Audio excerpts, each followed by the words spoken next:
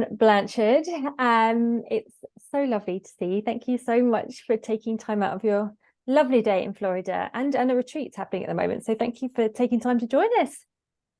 Hey, it's always a pleasure to spend time with you.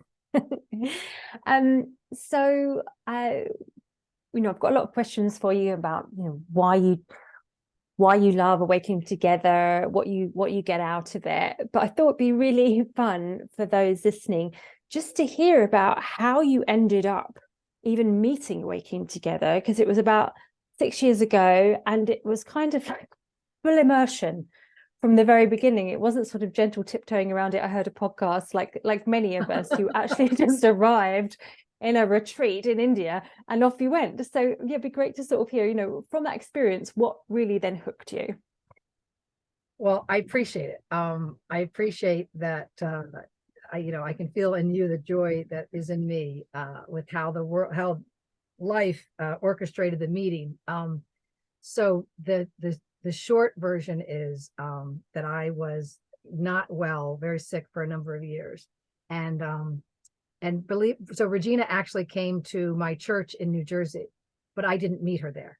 Mm-hmm. And she actually did a workshop at my kids' school, a friend's school, a Quaker school nearby. And I heard about it from the janitor who was my friend, and I didn't meet her there. Where I met Regina was on the pilgrimage to India. And I actually met her in the concourse in Germany. And then I met her in the plane during that long flight in the middle of the night. And she always tells the story that she had this total other impression of me. We had both been asleep, and you get up to go to the bathroom. And she looked at me, I looked at her and said, "Regina?" She said, "Yeah." And I said, "Yeah."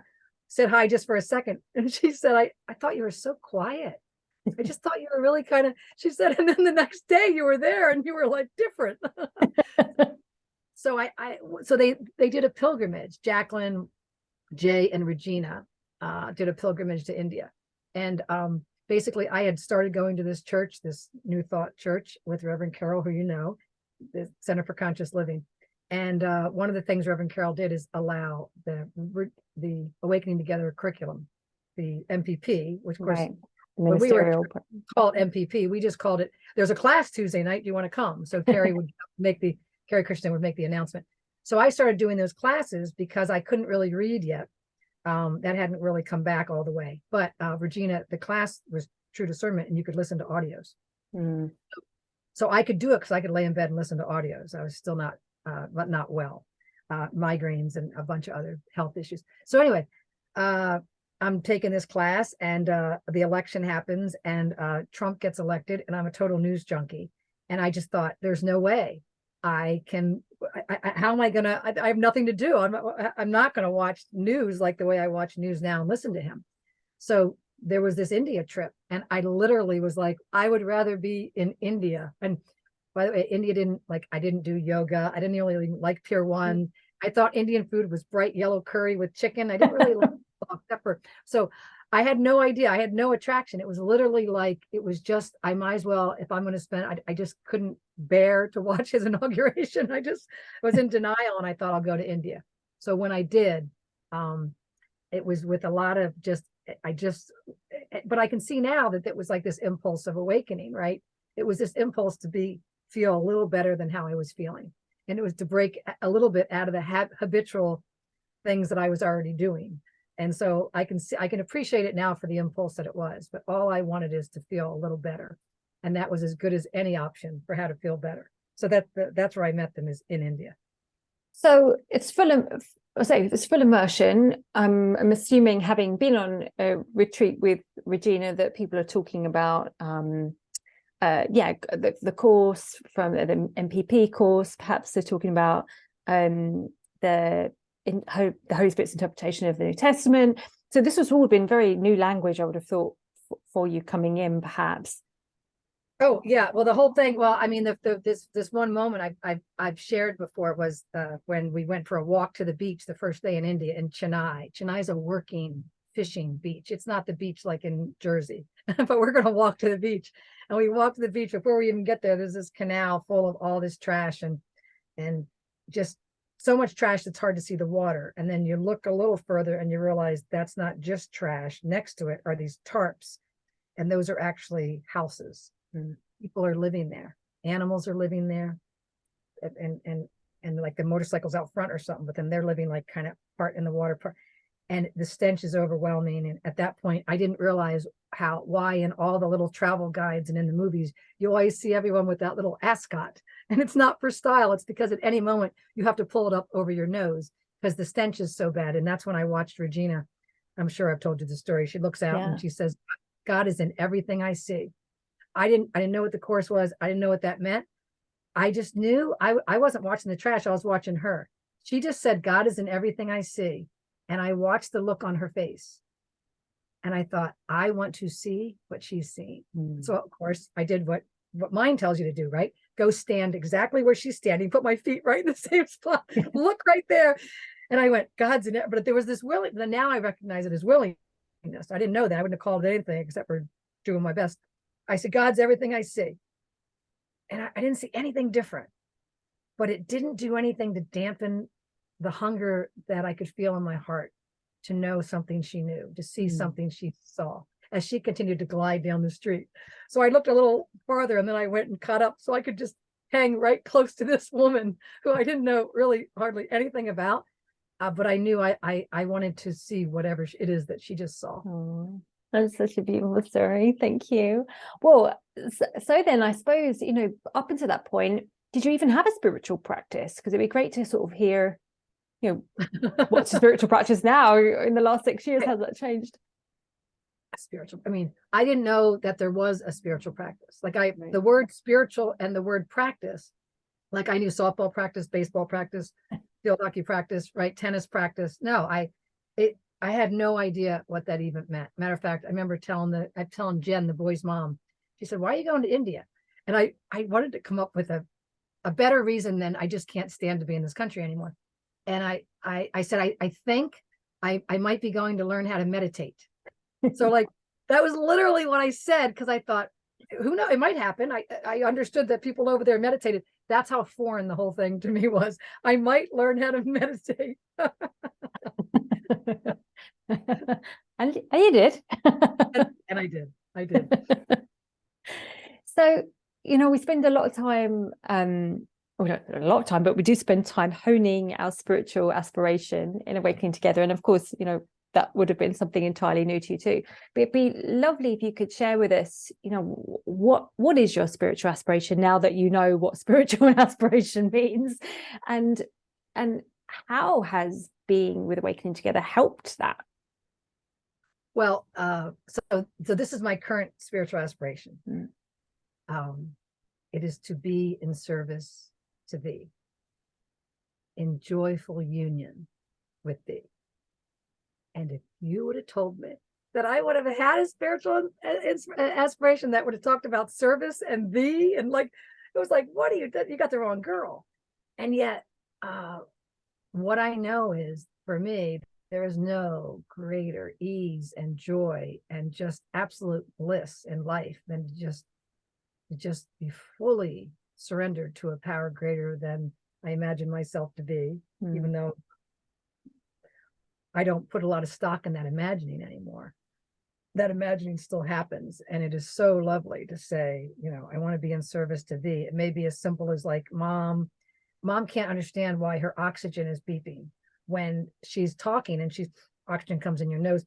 She's not breathing in, breathing out. It's beeping. And because she's not stopping to help her body get the air in.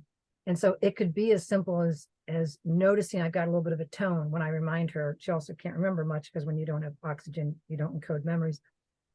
It might just be noticing I have a tone, right, and say, in this moment, I want to be in service to thee. So what that first means is to be in harmony here. So to realize that it scares me that my mom doesn't seem to be able to keep her attention on breathing, even when it's beeping, that it scares me that she doesn't seem to be able to, it's getting to the point where even her breathing doesn't pull in enough for that machine not to beep all the time. But I come in here and I be with the fear, and I be with the scared, and I be with the racing mind. I am so willing to really, really pause. I don't want to act from that. I don't want to speak from that. I don't want to live from that. So I just come in and I just be with it. So this be in service to thee, mind has all kinds of ideas about what it looks like. And we are in a retreat, and it does feel like the most natural thing in the world to do. which you could certainly describe as being in service to thee. But I mean, the thee I'm talking about is the thee that calls me home to live in peace and acceptance and like true love as a way of being, not as a result. I'm trying to cajole you into reflecting back so that I feel better. Right. So it's almost like your spiritual aspiration is your practice. Coming back to this question of what's your spiritual practice now, does that sort of sound about right? Or do you have sort of, it sounds like what you're doing is noticing, being in it, reminding yourself of your spiritual aspiration, and that sort of redirects your behavior, but probably opens up acceptance as well. I don't know if I'm capturing that, but how would you describe it? I think you're capturing it beautifully. You are the capture. We love that. Yeah, it is a constant call home to the heart. It's but also the heart to be with, like that little kid energy that would snap at mom to go, you're not breathing, like even that's just this little innocent expression. And so I don't want to judge that. I want to just be with that. I want to kind of let that run its course. And I don't want to choose that again, but not out of guilt or anything, but just because, I don't want to feel that. It doesn't feel good. And I certainly don't want to offer that to my mom. That doesn't feel good. And I don't want to offer that to the world. So you're right, that the spiritual practice now, there are all kinds of different behaviors and kind of more like kind of informed things that I feel called to do. But the reason I do those things is because I check in to see if it's being in service to thee. So all of the practices and form come from landing as often as I can back into that peace, the peace that accepts whatever's actually happening in form and looks at it from peace, meets it in peace, and trusts that I'll be moved to take whatever action or non-action. I mean, oftentimes the most clear guidance I get is to literally not say that. So I don't get necessarily fed some great new line to say. It just inhibits the patterning of speaking something out of something less than a robust presence to my spiritual aspiration. Yeah, gosh, and that's probably one of the best lessons we could all learn. Zip it, zip it. Not that one. No. But, are there any sort of practices or specific practices or teachings from Awakening Together that you particularly treasure, even if maybe you don't even use them anymore, but that have really spoken to you over the years that you could share with those who are thinking about joining Awakening Together or already with Awakening Together? Oh my gosh. So yes, I think it's another one that I can't believe this is the truth, but this is the truth. So we did gentle healing. We did year 1 and we did year 2, and year 3, we got to contemplate the quotes from the 7 steps. And I kept contemplating the quotes. And I kept hearing, look at awareness, be with awareness,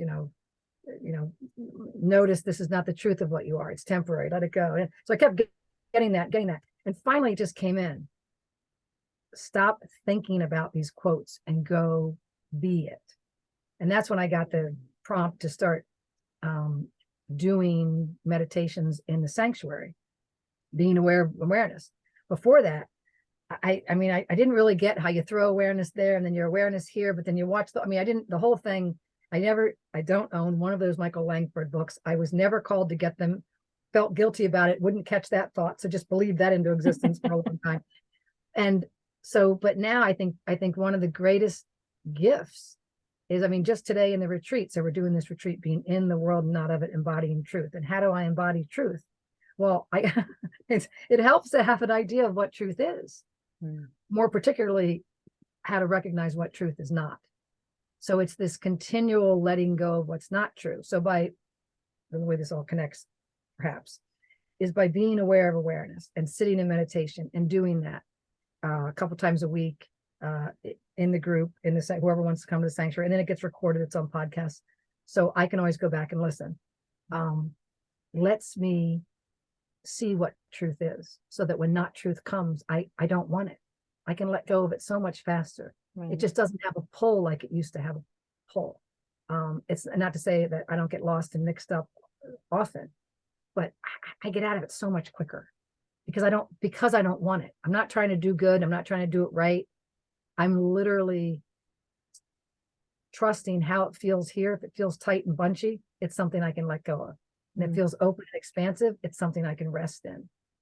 And Regina, I don't know that that in particular is a teaching as much as it is Regina's way of being. And that way of being translates through all the different teachings, which is trust that I know which particular teaching lets me go, and I fall back and I just, all's well, I'm with it all. And the ones that make me go, oh, I don't get it yet. Well, then I can let that one go because apparently mine's involved in that one. I don't have to figure it out. If it doesn't land, it doesn't land, but there's so many that do. And so the meta teaching that allows me to have the discernment to see what practice is best for me right now is just trusting this, trusting I'll know, and trusting that it is kind of God's will for me to choose stuff I like and to feel good. And that it's as simple as that. Yeah. Yeah, it's interesting, isn't it? And one of the teachings, obviously, rest, accept, and trust, which is, the mind goes, well, that's not a good enough teaching. That's a bit simple. And then especially when people call it the rat approach, you're like, oh gosh, no. I was expecting something much more fancy in my spiritual practice. But it's so true what you say. It's like a trusting, but also what I always appreciate about you is that you really feel into your body as a guide as well, to sort of, is this making me close down, or is this, in which case there's something here for me to just relax into and accept and trust. Well, and really particularly what I have learned in the last year, this is only in the last year since writing that last retreat with Regina, 5 Unexpected Pathways to Wisdom. I really thought, like, first I was scared to feel, and then I was like, all right, forget it. Okay, courage. I was clearly in the courage. I'm going to feel it all. But at some point she went, that's great that you're feeling involved, because I'd push it away for so long. I'm going to let it flourish. That teaching, let it flourish. So I got to be the chief, flourisher of them all, right? And then she's like, but if you don't go back and figure out what belief was being believed, you're just going to fill that back up. You're just going to reteach yourself it's true. So now what I do is I do go into the body, I do feel it all. And as soon as any sanity returns, any amount of sanity returns, I look to see what was being believed. Right. I want to look right at that and say, I do not give that my believing attention anymore. It may still happen. It may still go to it. But I can say, like, I see it going and I stop right now. Just stop right here. It's like my meatloaf moment, right? Stop right now. I got to know right now. And I literally stop. I'm like, I know this keeps getting believed, but I don't want to. And I just land and I do not want to. I'm going to just stand and be with this and not believe that. Gosh, it's so powerful. Well, just wrapping up then, I mean, I've got a couple of questions I could ask you. I'm going to wrap them into one because I can do.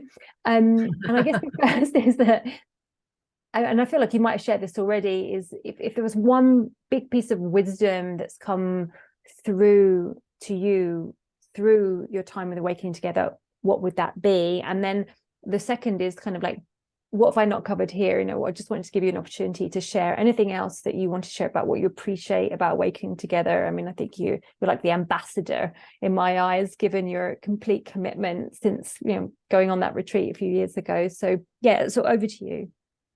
Okay. The first question was, I lost yeah, it. If you had a piece of wisdom that's come through. Yeah. Okay. The piece of wisdom that has landed here, I'm sure, it comes through all of us as a hope and a dream, but what has landed as the truth is, I do not have to believe, none of us have to believe, but I'll talk about me. I do not have to believe any thought that comes into my mind. Every thought is to be questioned. Is it consistent with what I want? Is it consistent with my values? Does that allow me to live surrendered? And if not, I can let it go.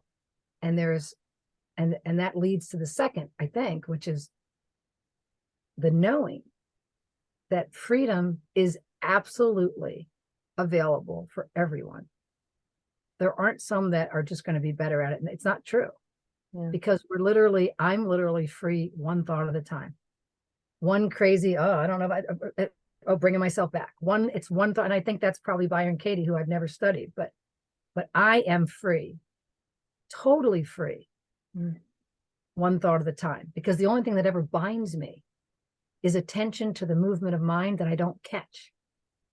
So as soon as I'm not free, if I'm willing and if awareness lands on it, that moment is the moment for freedom for me, because all I am ever asked to do is be with this moment. There's no other moment to get to. It's just this moment. And if I'm with this energy, everything that rises eventually falls. The energy will go, I will still be here. And I will be freer knowing that true freedom is being with all the energy as it wants to play, not making up what it has to look like and then resisting the hell out of when it doesn't look like that. And that for me is freedom. Yeah. Yeah. And to me, I think that just captures what Awakening Together kind of offers. I'm not sure that even that's the best way to say it, but I remember just thinking, gosh, I've always craved freedom. I've never really known what that means, but I'm darn sure that these teachings are going to lead me there somehow, more than other teachings I've come across in my life, but prior to that moment of coming to Awakening Together. Well, Anne, it's a pleasure as Amen. always, and thank you so much for joining us, and really appreciate you taking the time, and blessings on the rest of your retreat. Lots of love.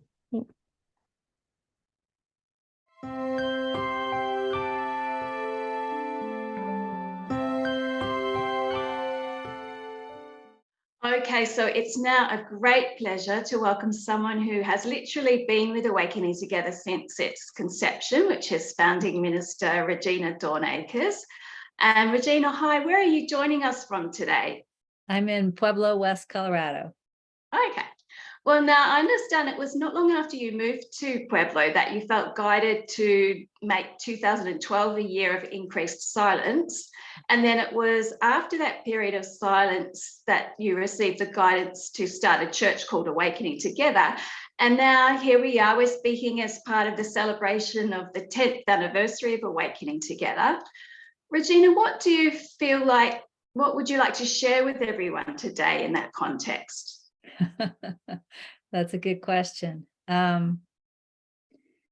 What I can share first is maybe what Awakening Together did for me personally in my own awakening.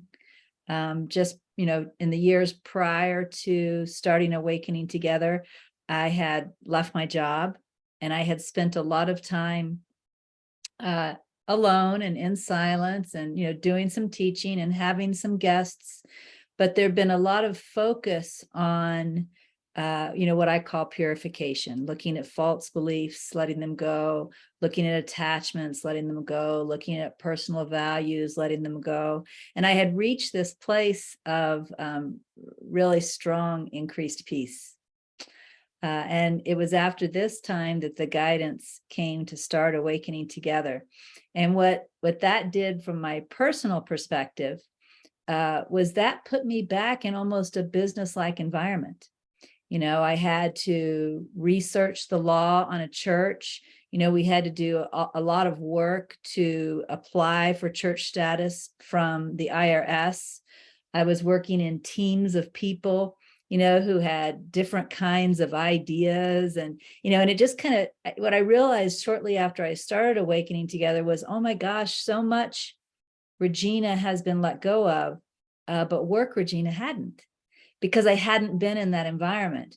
And that needed to be let go too, because we all have, a work personality, work conditioning. Like I can hear when my boyfriend is on the phone, I can hear the difference in his voice between when he's talking to a friend and when he's at work. We have this persona, and that all had to be let go. So what happened for me in the time that I was with Awakening Together in a more personal way, was that I was finding all of these places where I wanted to control, all of these places where I wanted things to go a certain way, all these places where I thought I knew best as the leader, right? And and letting it go, letting it go, letting it go. It was a constant process of surrender.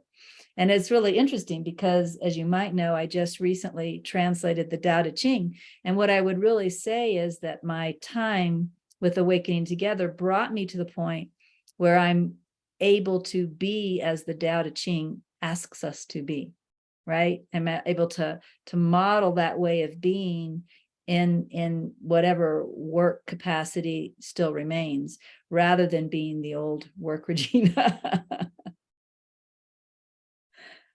So I'd love to hear you talk more about that. If you were having had this experience of working with the Tao Te Ching, how has it affected you? Could you elaborate on it or share more about? I mean, how has translating the Tao affected me? Yes. As I mentioned, I went through letting go, letting go, letting go, which of course the Tao encourages, right? You know, it says decrease by decrease, right? You're going to reach equanimity. And so there was this letting go, letting go, letting go.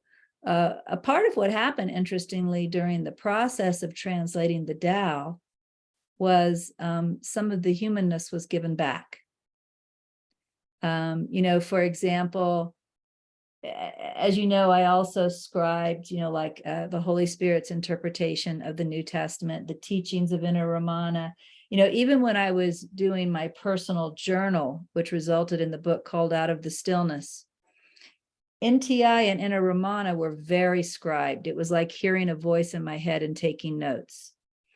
Out of the Stillness, not really, but it was highly inspired. It still felt kind of like it was coming from beyond, but not in the same way scribing does. But anybody who's sat and written inspired writing knows what I'm talking about. The Tao Te Ching was different in that there was this energy that was motivating me to do the work, you know, but I did all the work. In other words, you know, I read the Chinese characters. I looked them up in dictionaries. I looked at the thesaurus and the dictionary in English to determine what words I wanted to translate them back into. I looked at how other people had translated and recompared. So it was in some ways the most mental work that I've done in many, many years. But what it brought to me was an appreciation for the human as an animal. You know, like, this is what this type of animal can do. This type of animal, you know, has this type of brain and it can do these types of things. You know, my dog could not translate the Tao Te Ching. So, you know, I've earned this great appreciation for the essence that we all have, you know, where the dog and I are the same. But what came to me from the Tao Te Ching was the appreciation for the uniqueness that the human has, and even the uniqueness of my own path, because I I was an Asian studies major in college. And as I was translating the Tao Te Ching, some of that stuff that I learned way back in college came in and was helpful to where I understood points of view, the Chinese point of view that I might not have understood if I had not been an Asian studies major. So, you know, it was just an appreciation for how all of this comes together and all of this is used.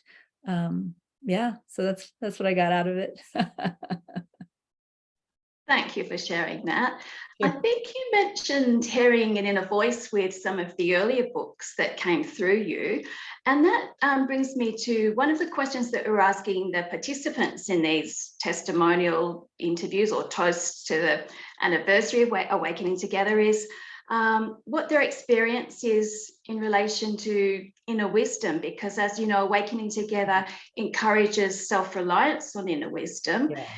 How does that apply with you at where you're at in your spiritual path today? Yeah, I have an answer for that. And what I'm going to be sharing is a little bit of a teaching, because that's the answer, but it comes from the teachings of Inner Ramana in the very back. Just before the scribing experience ended, I was taught about 3 different states of mind. The first state of mind is called resistor, which means that we're totally resisting our truth by thinking I am this person. And of course, all that letting go I talked about, even the letting go of the work personality, that was all moving away from the resistor, from thinking I know who I am. As we move away from the resistor, we enter this stage that's called the doubter. And the doubter is doubting in two different directions. One, we're starting to question, am I really that person I always thought I am?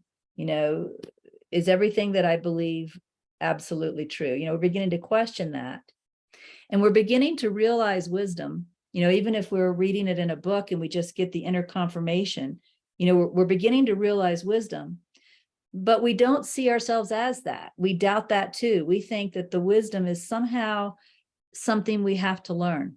It's something that we don't have. And to me, it's funny. Here I was listening to this wisdom from within when I was scribing NTI and Inner Ramana and personal messages, yet I still thought it was separate.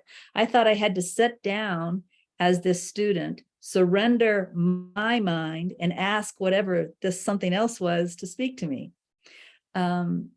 So the next phase of the next state of mind is called abiding. And abiding is when we have realized that inner wisdom isn't a knowledge base, like you learn something and hold it in your brain. It isn't a knowledge base. Inner wisdom is more like an inner fountain that's always available. And so we don't need to know anything. We just need to continually check within on what to say, what to do, how to be, right? And that inner wisdom can guide us in every moment of our life. And so when I finished scribing the teachings of Inner Ramana, the last instruction that I was given, I told that I'd had a really healthy doubter phase. I'd spent a lot of time questioning the false self. I'd spent a lot of time listening to the inner wisdom. But what I needed to do now was move into abiding, which meant move into living by always accessing this inner fountain and letting it guide me in every moment of my life.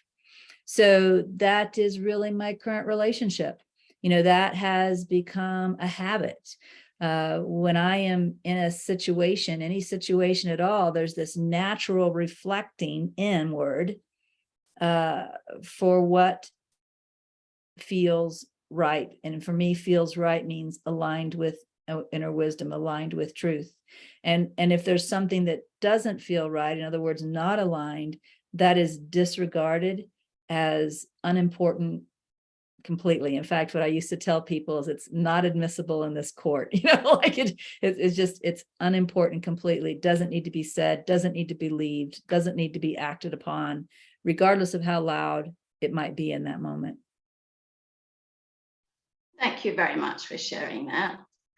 And Regina, on a lighter note, that in the among the many programs that are available freely online in the Awakening Together Sanctuary, there's the monthly movie group.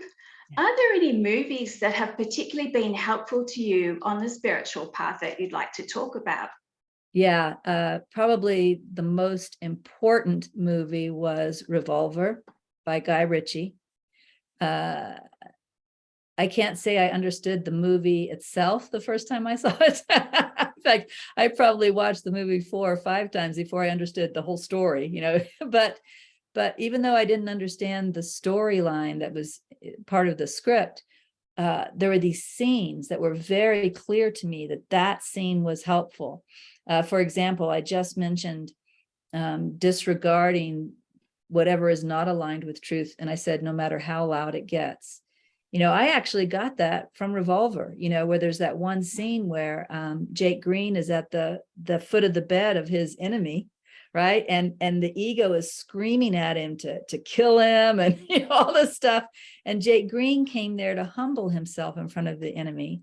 And so what we see in that scene is Jake Green ignoring this loud, loud, loud voice and following what he knew was the right thing for him to do, what was in harmony with truth, in this case, in harmony with letting go of ego. There are so many times in my personal life when my ego would get very loud, and I would use that scene in my mind as inspiration to not listen to it, to disregard it. So it was extremely helpful. My favorite movie because of that. And you got me onto that movie as well, and I find it hugely helpful. Yeah, thank you. Regina, once I heard Rupert Spira in a talk.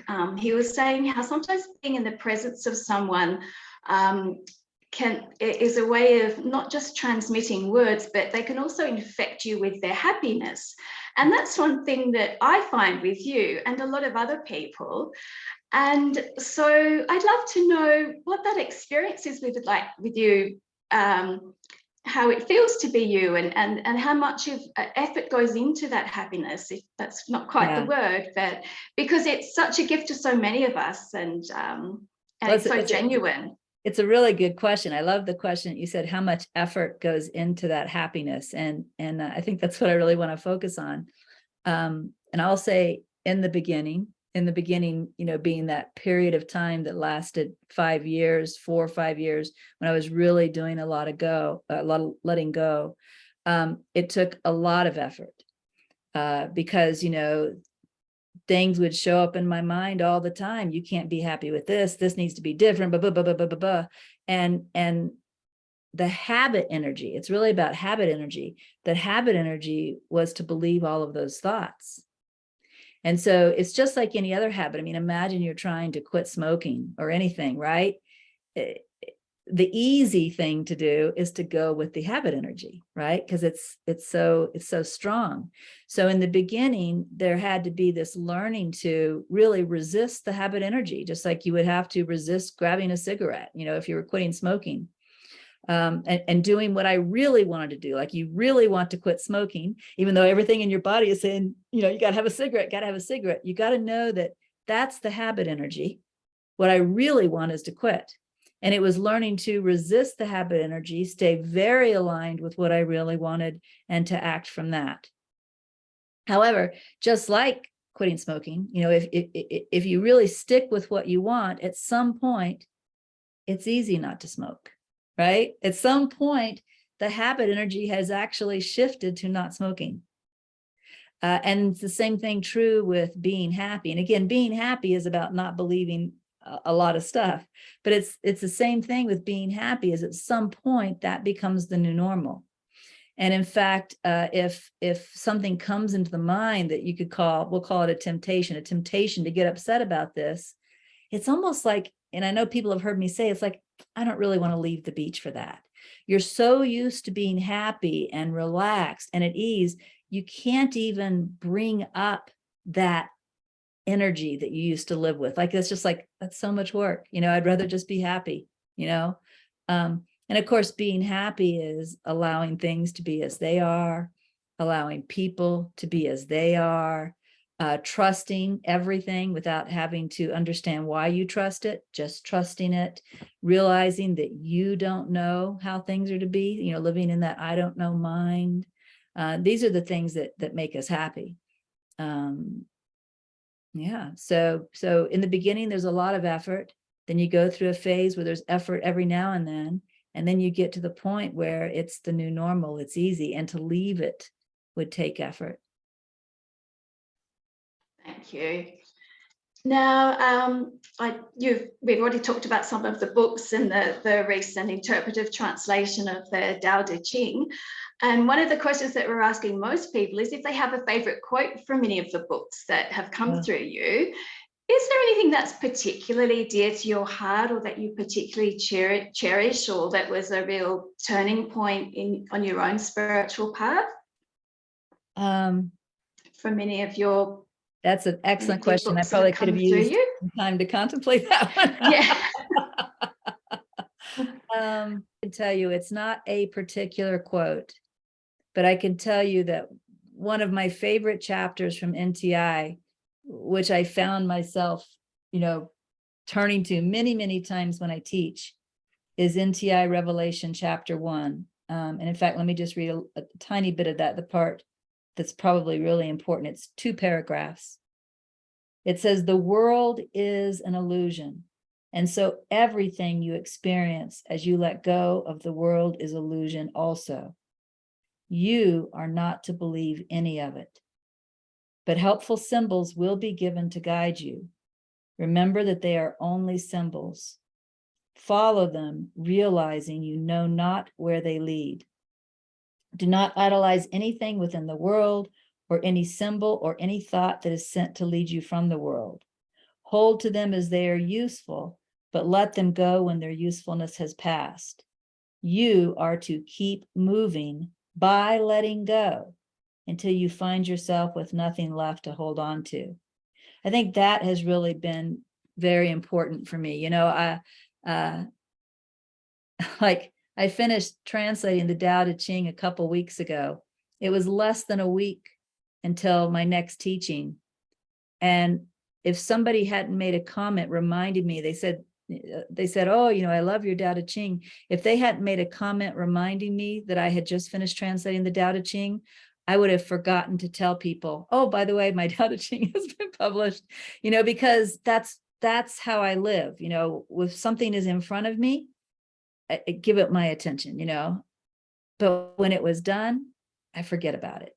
And I just move on. You got to constantly let go of everything. It's a constant letting go process. So there's no clinging to, oh, I'm the scribe of NTI. There's no clinging to, oh, I'm the founder of Awakening Together. There's no clinging to, oh, I did this good thing.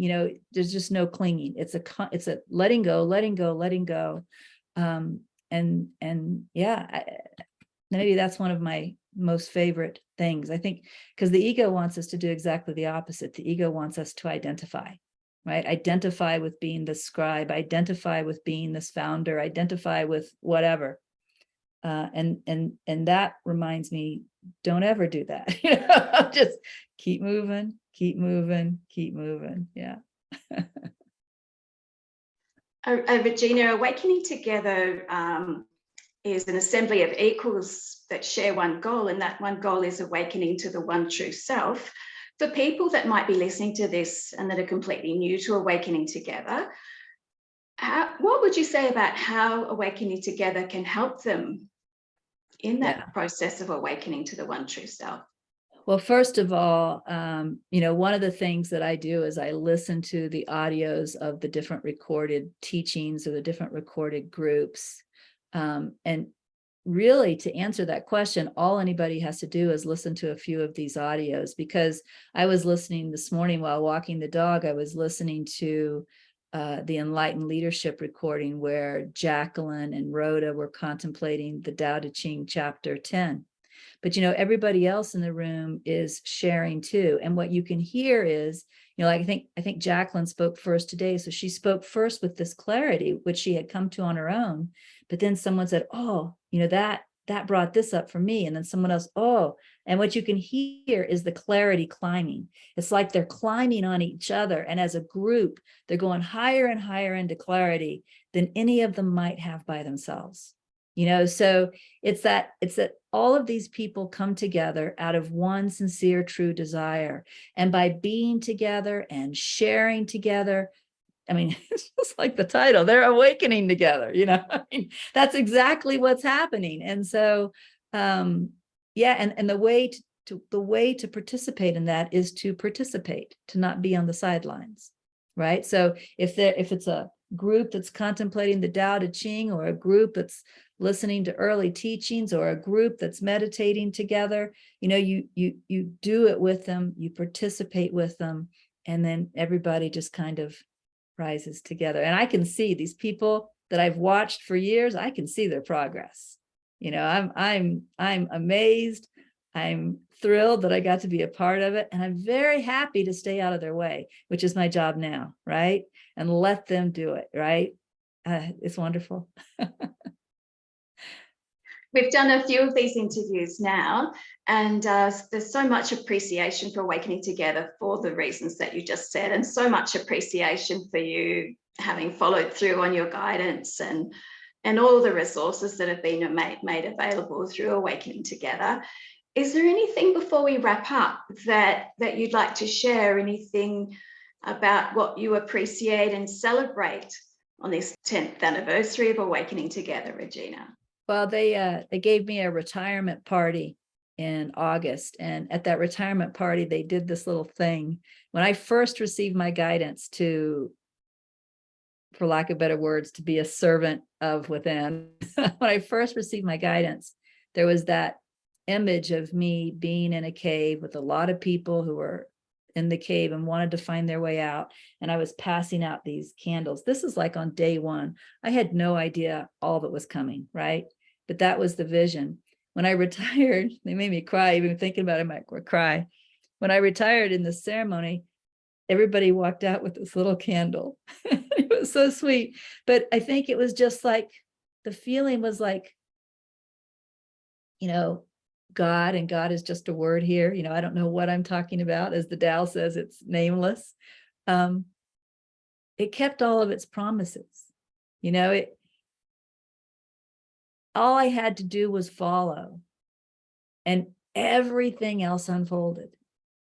And even though I'm the one that, you know, in this case followed, and that you know, you could say a lot of these things unfolded because of what I appeared to do. It's so amazing to me. I mean, it's so amazing. And I suppose what I would say to those who are now going to come after me, follow and find out, you know, just follow and find out. Don't try and do it yourself. Don't try and control. Don't try and think you know what things are supposed to be. Because Regina would never have imagined what was done through her in that period of time. If she'd sat down and said, okay, well, here's what I'm going to do, it would have been something completely different. And all those people wouldn't have received those candles, right? So just follow, you know, surrender, follow. Remember, you're not the smart one, right? There's something beyond you that has the wisdom. And find out where it takes you. That's a perfect note to end it on today, Regina, and just heartfelt thanks from all of us. And no doubt from all of those who have yet to discover Awakening Together in the next 10 years and the 10 years after that. So yes, thank you from the bottom of our hearts, Regina. Thank you, Julie. Okay.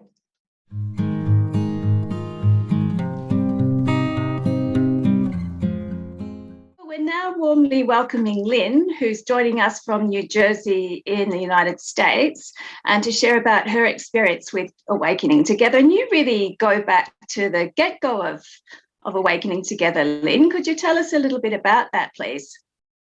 Well, I actually started my spiritual path in 1994 with Dove Fishman. And I had read A Return to Love and heard of A Course in Miracles, and then found Dove.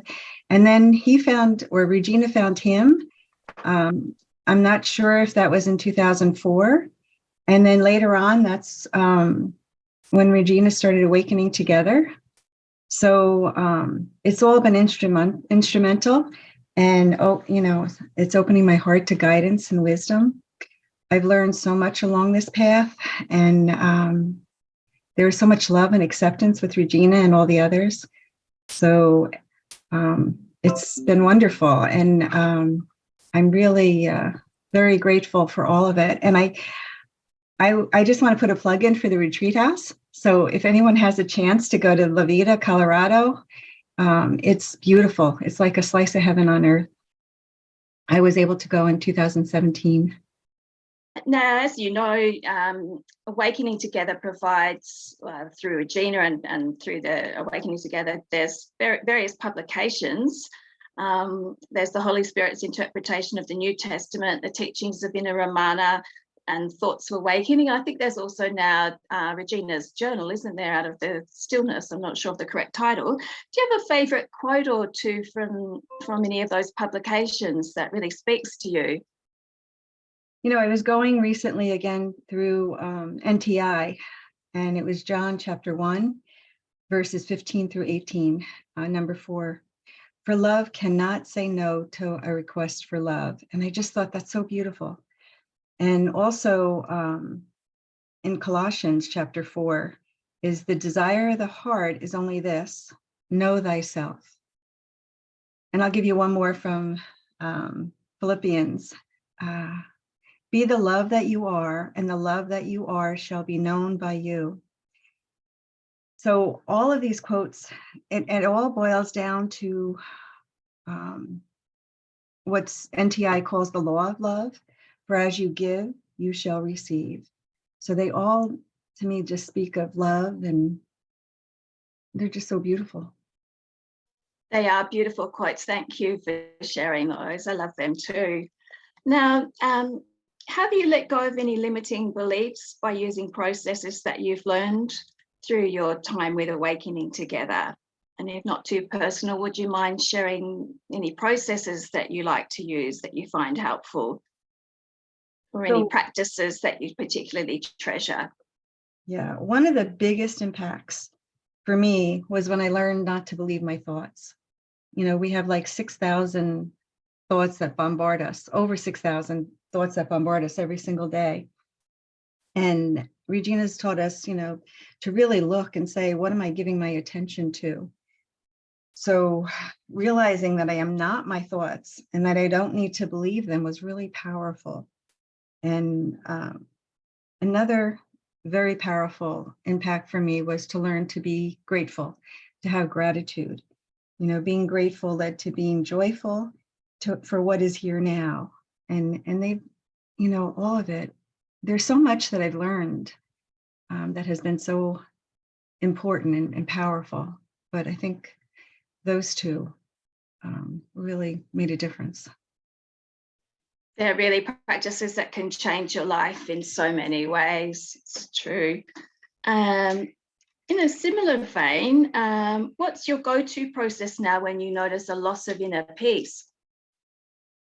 So the biggest thing for me now is to just rest. You know, Regina taught us rest, accept, and trust. So I do the pause, you know, to just step back and allow wisdom to fill in. So that's really been very helpful. Also, you know, being outside in nature, my contemplation and prayer, trying to do self-inquiry, you know, there's just so much. Thanks, Lynn. And as you well know, Awakening Together has lots of programs live in what's called the Sanctuary. Are there any that you are particularly fond of or regularly listen to that you think other people might be interested in hearing about? Yeah, there's so many free programs. You know, it's very rich. I listen to a lot of them. I try to be live at times to all the live programs that they have. But I especially enjoy Regina's and our Sunday weekly gatherings. I would encourage anybody to just check out the website. Thank you, Lynn. And another thing that we're often encouraged to do at Awakening Together is to spend some time thinking about what our true desire is in the form of our spiritual aspiration. Would you mind sharing yours with us, please? Yeah, this has been my deepest aspiration that I think covers it all. Lord, lead my every thought, word, deed, action, and desire to extend the good, the beautiful, and the holy. Thy will be done. And now what's been coming also is, Jesus, I surrender myself to you. Take care of everything. It's really touching. I really felt those in my heart, Lynn. They're beautiful. Is there any wisdom that's come through to you that you'd like to share with us? As you know, in Awakening Together, we're encouraged to develop connection with our inner wisdom and to become self-reliant on inner wisdom. Is there anything that you would share in terms of wisdom that you've received? I think, you know, as I said before, to be grateful, to be grateful for the little things. And I also followed Regina when she took her oath for happiness. I said, if she can do it, I can try. And I found little by little that I learned to turn things around and find happiness and joy again. You know, the darkness lifted and I discovered that all is well. It's really encouraging to hear someone speak about that. And it's a good reminder to me as well of the power of what you're talking about. Thank you. So it's the anniversary of Awakening Together. Is there anything else that you haven't already covered that you'd like to share about how you appreciate Awakening Together, or for anyone that that's new to Awakening Together, that they might find helpful to know? I just, again, encourage anybody to go to the website because there's such a wealth of information there. And from the beginning, Regina has always encouraged us to check within for our own inner guidance. And I think that's so valuable. And all those who share from their inner guidance and their growth. So I just encourage anybody just to check us out. Are there any of the offering of programs that Awakening Together has that you've particularly found useful? For example, there's the gentle healing programs, there's the minister preparation program, there's 500 days with NTI. Maybe not programs isn't the word, but are there any of those offerings that you've tried, and could you share a little bit about your experience with them, please? I did gentle healing, and I think that was so vital, because I look at some of the gurus that, gave up and just went to a cave, or,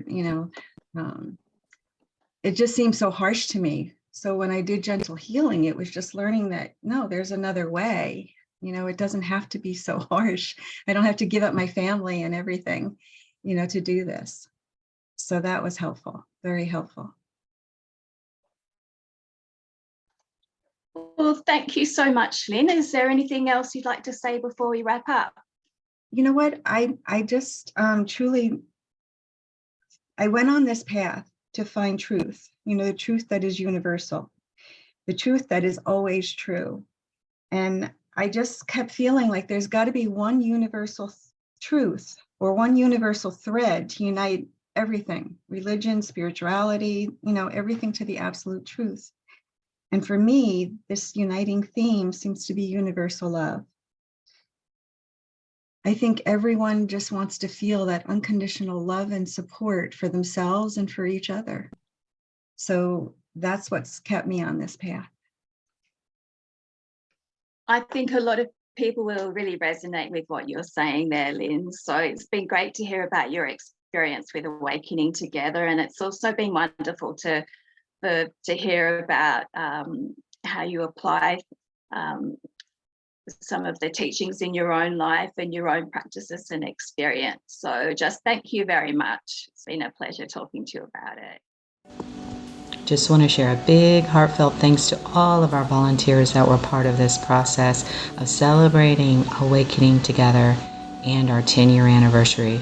For those who may not know about us, check us out on our website, awakening-together.org. We'd love to see you in the sanctuary. Please know there are plenty of free resources to be had all about the non-dual path. Thank you again.